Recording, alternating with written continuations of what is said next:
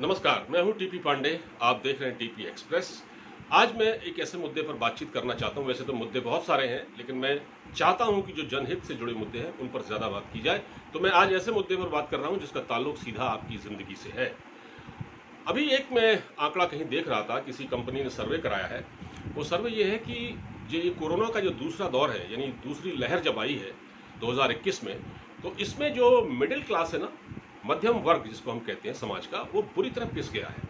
और आंकड़ा ये कहता है कि मध्यम वर्ग जो 13% था भारतवर्ष में, वो अब 3.5 करोड़ आ गया है। मतलब 3.5 करोड़ घटकर 3.5 करोड़ रह गया है, लगभग इतना रह गया है।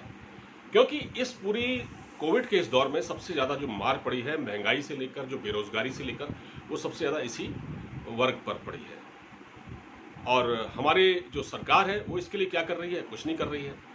तो मध्यम वर्ग तो पिस गया है बुरी तरह से, और ये आंकड़ा अपने आप में बुरी तरह से चौंकाने वाला है। अब देखिए, हमारे ऐसे में हमारे जो पेट्रोलियम मंत्री हैं आदरणीय धर्मेंद्र प्रधान साहब, वो फरमाते हैं कि जो पेट्रोल और डीजल से जो कमाई होती है ना, वो हम समाज के विकास कार्यों में लगाते हैं।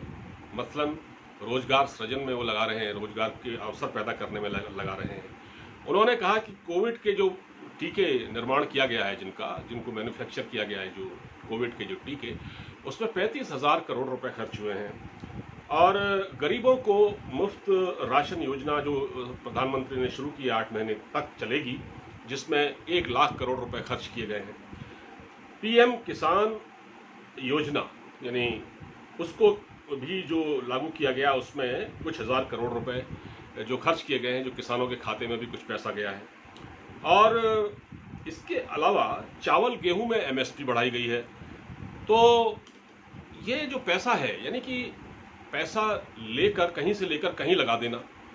तो अगर आपको ये समझ में आ रहा हो ये फॉर्मूला, तो मुझे ज़रूर बताइएगा। मैं इस तेल के खेल को इस संदर्भ में देखता हूं कि देखिए, जब अभी क्या हुआ है कि इस पूरे कोविड के इस दूसरे दौर में 1 करोड़ से ज़्यादा लोग अपनी नौकरियों से हाथ धो चुके हैं।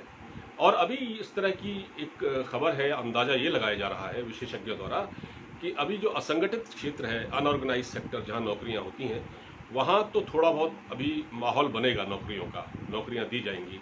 लेकिन जो संगठित क्षेत्र है, वहाँ अभी दूर दूर तक इसकी संभावना नहीं है। और सरकार जो है, इसी मध्यम वर्ग की जेब से, जिसके पास ऑलरेडी पैसा नहीं है, जो सतह गुर्बत से नीचे आ चुका है, गरीबी की रेखा से तकरीबन नीचे आ चुका है, उसकी हैसियत लोअर मिडिल क्लास जैसी भी नहीं रहेगी। वो जैसे तैसे जीवन यापन कर रहा है, तो उसकी जेब से भी पैसा निकालने की कोशिश कर रही है सरकार। और कह रहे हैं कि साहब, हमको ये पैसा देश के विकास कार्यों में हम खर्च कर रहे हैं। यानी आपके पास पेट्रोल और डीजल ही एक ऐसा रह गया है कि जिससे आप कर वसूल रहे हैं, आप दुनिया भर के टैक्स उस पर लगा रहे हैं। यानी जब अंतर्राष्ट्रीय बाजार में तेल की कीमतें, खैर इस समय तो बढ़ी हुई है, जो भी है 70 डॉलर करीब है इस वक्त अगर बढ़ी हुई है, लेकिन जब अंतर्राष्ट्रीय बाजार में तेल की कीमतें सन 2020 में बहुत घट गई थी, तो आपने क्या किया था? तब भी तो पेट्रोल और डीजल जो है 85 रुपये लीटर और 80 रुपये लीटर बिक रहा था। यानी पेट्रोल, चाहे अंतर्राष्ट्रीय बाजार में कीमत उसकी कम हो, यानी कच्चे तेल की कीमत जिसको हम कहते हैं ना, क्रूड ऑयल, जिसको कच्चे तेल की कीमत भले ही कम हो या ज़्यादा हो, हमारे वहाँ हर हालत में पेट्रोल महंगा बिकना है। अगर वहाँ सस्ता है क्रूड ऑयल, तो भी हमारे वहाँ महंगा बिकता है। और इसके पीछे ये लोग कहते हैं, सरकार कहती है कि ये तो तेल कंपनियां डिसाइड करती हैं, ऑयल कंपनियां डिसाइड करती हैं। तो ऑयल कंपनियां जब डिसाइड करती हैं, तो साहब जब ये चुनाव आते हैं लोकसभा के, विधानसभा के, या किसी राज्य में, तो फिर ये तेल की कीमतें स्थिर क्यों रहती हैं? फिर ये घटती बढ़ती क्यों नहीं है? उस समय भी आप बढ़ा सकते हैं। तो अगर आपका उस पर नियंत्रण नहीं है तेल कंपनियों पर, तो उस वक्त नियंत्रण कैसे हो जाता है? तो वो उस समय उनसे क्यों कहा जाता है कि तेल की कीमतें न बढ़ाइए? कौन? या वो अपने मन से करती हैं ये काम? कहीं ना कहीं तो कंट्रोल है आपका, लेकिन आप झूठ बोलते हैं। आपको झूठ बोलने की आदत है, और आप एक्सपोज हो रहे हैं पब्लिक के सामने। ये दलील चलने वाली नहीं है। पिछले 1.5 महीने में आपने तेल की कीमतें 23 या 24 बार बढ़ा दी, 25 बार बढ़ा दी आपने। 6.25 रुपये प्रति लीटर की दर से आपने डीजल, तकरीबन इतना ही आपने पेट्रोल बढ़ाया है। 110 रुपये पेट्रोल और 100 रुपये पेट्रोल और 110 रुपये डीजल जो है राजस्थान के श्री गंगानगर में बिक रहा है। अब आप बताइए, धर्मेंद्र प्रधान जो पेट्रोलियम मंत्री हैं वो क्या कहते हैं सोचिए। वो ये कह रहे हैं कि राहुल गांधी रोज ट्वीट करते हैं और कहते हैं कि साहब पेट्रोल के नाम पर और डीजल के नाम पर लोगों से वसूली की जा रही है। तो भाई आप वही कहते हैं, ये पूछते हैं राहुल गांधी से कि तो जो राज्य आपके हैं, जहां आपकी सरकारें हैं, राजस्थान में आपकी सरकार है ना, तो वहां कम कर दीजिए, वैट कम कर दीजिए, पेट्रोल सस्ता हो जाएगा। और बाकी जो राज्य हैं जहां भी आपकी सरकार है, आप उसको कम वैट कम करिए। लेकिन मैं कहता हूं धर्मेंद्र प्रधान जी, सबसे ज़्यादा जगह सरकार, सबसे ज़्यादा राज्यों में तो आपकी सरकारें हैं, बीजेपी की सरकारें। आप ये काम कम करके क्यों नहीं दिखाते? ये काम आप भी तो कर सकते हैं ना।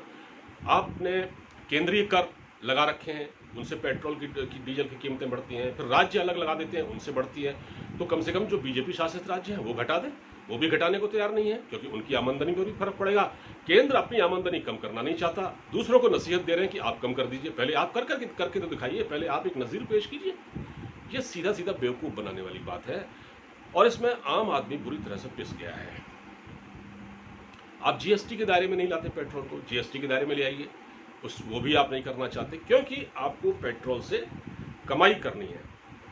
तो अब देखिए, आम आदमी तो मैं कह रहा हूँ हमारे भारतवर्ष में सबसे ज़्यादा संख्या जो चलती, देखिए अब गांव देहात का आदमी भी ना साइकिल पर नहीं चलता है। गांव देहातों में भी आपको ज़्यादातर लोग स्कूटर में और बहुत से बहुत बाइक में चलते हुए दिखेंगे। और बाइक वाला जो होता है उसकी हैसियत है पर डे 1 लीटर पेट्रोल डलवाता है और वो चलता है और वो शाम तक खर्च हो जाता है।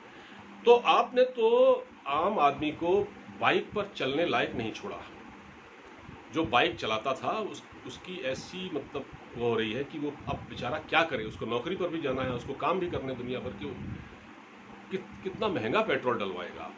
तो इससे क्या होगा, आपके लोगों में असंतोष है, लोगों में इस बात को लेकर बहुत असंतोष है कि मध्यम वर्ग तो किसी लायक नहीं रहा, उसको तो आपने जीते जी एक तरह से मार दिया, उसका कोई पूछने वाला नहीं। आप गरीबों के लिए आप राशन बांट रहे हैं, ठीक है, गरीबों का कल्याण होना चाहिए, लेकिन आप कहाँ से पैसा निकाल रहे हैं? यानी आप टैक्स वसूल रहे हैं। आप पेट्रोल और डीजल और इससे कमाई करके आप देश का खजाना भर देना चाहते हैं। ये कब तक चलेगा? ये कौन सा गणित है भाई? और क्या इससे देश इस तरह चलेगा क्या? तो मैं ये सब दरअसल इस बारे में बात आपसे यही करना चाह रहा था कि सरकार का जो मैनेजमेंट है, जो गणित है, वो यहाँ पर सही नहीं है। और सरकार जो है जिस तरह से वसूल कर रही है पैसा आम आदमी से पेट्रोल और डीजल के नाम पर, वो एक खुलेआम एक कह सकते हैं वो धोखाधड़ी है, उसमें कोई दम नहीं है।